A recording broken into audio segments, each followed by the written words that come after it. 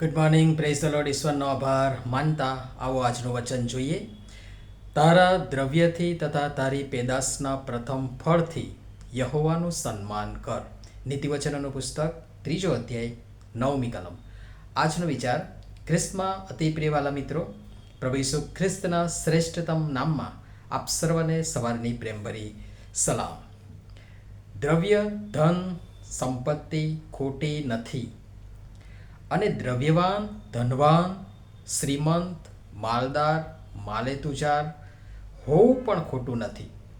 પરંતુ આપણે માણસો તેને મેળવવા માટે જે હથકંડા, તરકટ, છળ, કપટ અપનાવીએ છીએ, બીજાના હકનું પડાવીએ છીએ અને પોતાના સ્વાર્થ ખાતર તેને પોતા પૂરતું જ સીમિત અને મર્યાદિત બનાવી દઈ સંગ્રહખોરી કરી એનાથી કદી કોઈના હિતાર્થે કે લાભાર્થે ભલાઈના કામ નથી થતા, તો એ ખોટું છે.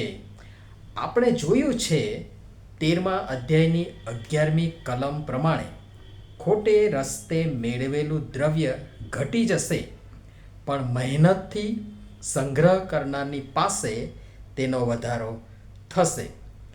દ્રવ્ય, ધન, સંપત્તિ કરતાં પણ મૂલ્યવાન જ્ઞાન, બુદ્ધિ, ડહાપણ છે. અને જે તેમને સંગ્રહ કરે છે, વચન કહે છે તેઓનું તે જીવન વૃક્ષ છે, ને જેઓ તેને પકડી રાખે છે તે દરેકને ધન્ય છે. 3 અધ્યાયની 18મી કલમ પ્રમાણે. અને તેથી નીતિવચનોનું પુસ્તક 3 અધ્યાય 13થી 16મી કલમ તમે જો વાંચવા માટે પ્રયાસ કરો, એ મુજબ દ્રવ્ય, ધન, સંપત્તિની પાછળ દોડવા કરતાં બેશકીમતી, જેની તુલનામાં કોઈ આવી જ ન શકે એવા જ્ઞાન, બુદ્ધિ, ડહાપણ સંપાદન કરીએ. તે રૂપા, ચોખ્ખા સોના, જવાહીર કરતાં પણ મૂલ્યવાન છે. અને આપણ માણસોને મનગમતી કોઈ પણ વસ્તુ તેની બરાબરી કરી શકતી નથી. અને માટે નીતિવચનનું પુસ્તક 3 અધ્યાય અને 16 અને 17માં કહ્યું છે એ પ્રમાણે તેના જમણા હાથમાં દીર્ઘાયુષ્ય છે, તેના જમણા હાથમાં દીર્ઘાયુષ્ય છે, તેના ડાબા હાથમાં દ્રવ્ય તથા માન છે, તેના માર્ગે સુખ ચેન જ છે અને તેના સઘળા રસ્તામાં શાંતિ છે.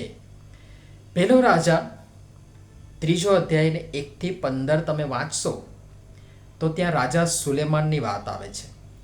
બહુ સરસ પ્રસંગ છે, તમે વાંચવા માટે પ્રયાસ કરશો. રાજા સુલેમાનને દેવે દર્શન દઈને કહ્યું કે માંગ, હું તને શું આપું. સુલેમાને ઈશ્વરના જ, તેના પોતાના જ લોકોનો ન્યાય કરવા વિવેક, બુદ્ધિ, હૃદય તથા બુદ્ધિ માંગ્યા. વિવેકી હૃદય તથા બુદ્ધિ માંગ્યા. ઈશ્વરે પ્રસન્ન થઈને કહ્યું કે તે તારે સારું દીર્ઘાયુષ્ય તથા દ્રવ્ય માંગ્યા નથી, માટે મેં તને જ્ઞાની તથા બુદ્ધિવંત હૃદય આપ્યું છે. વળી જે તે નથી માંગ્યું, એટલે દ્રવ્ય તથા પ્રતિષ્ઠા, એ બંને પણ મેં તને આપ્યા છે. અને ત્યાં લખ્યું છે પ્રમાણે તારી અગાઉ કોઈની પાસે ન હશે અને તારા પછી પણ કોઈની પાસે ન હશે. એવું મિત્રો, જ્ઞાન, બુદ્ધિ, ડહાપણ, વિવેકી હૃદય હશે તો દ્રવ્ય તથા પ્રતિષ્ઠા, સંપત્તિ, માન, સન્માન, પદ, હોદ્દા આપોઆપ પાછળ આવશે. છેલ્લે લુકની લખેલી સુવાર્તાનો એક બહુ સરસ પ્રસંગ આ જ સંદર્ભમાં પ્રભુ ઈસુ ખ્રિસ્તે શિષ્યોને સમજાવતા, શિક્ષણ આપતા આ દ્રષ્ટાંત કહ્યું હતું. અને એ 16મા અધ્યાયની લુકની લખેલી સુવાર્તા 16મો અધ્યાય 1થી 13 તમે વાંચશો. શ્રીમંત માણસનો ઉડાવ કારભારી.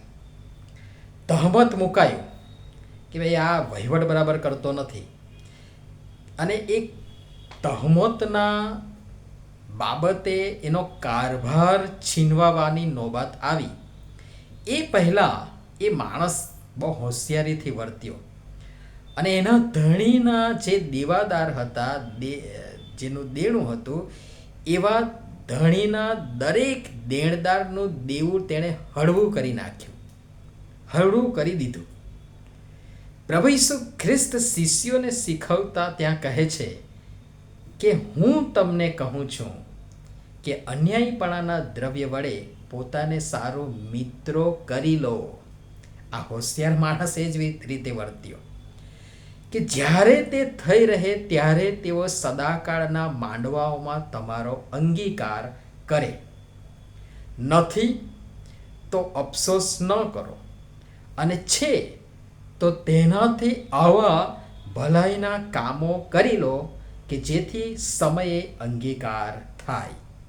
આજનું વચન બહુ સ્પષ્ટ આપણને કહે છે કે તારા દ્રવ્યથી તથા તારી પેદાશના પ્રથમ ફળથી યહોવાનું સન્માન કર. અને એ સન્માન સી રીતે થાય? મને લાગે છે કે આટલા બધા વચનો, આટલા બધા મનન ચિંતન સાંભળ્યા પછી, વાંચ્યા પછી, જોયા પછી, આટલું બધું જોયા પછી હવે મારે વધારે કંઈ કહેવું પડે એમ નથી. પ્રભુ સમજવા પણ સર્વની સહાય તથા મદદ કરો. નમીએ પ્રાર્થના કરીએ. પ્રેમાળ પિતા, અમને મળેલ દ્રવ્ય, ધન, સંપત્તિને માટે પણ તમારો આભાર માનતા તેનો સુચારુ, યોગ્ય, સુઘડ વહીવટ કરવા, ભલાઈ તથા જરૂરિયાતમંદ લોક કલ્યાણના લાભાર્થે તેમનો સદુપયોગ કરવા, વળી જે અમારી પાસે નથી તેનો અફસોસ ન કરતા સંતોષી, સંતૃપ્ત જીવન જીવવા કૃપા કરી અમારી સૌની તમે સહાય તથા મદદ કરો. પ્રભુ ઈસુના નામમાં આમેન. ધન્યવાદ.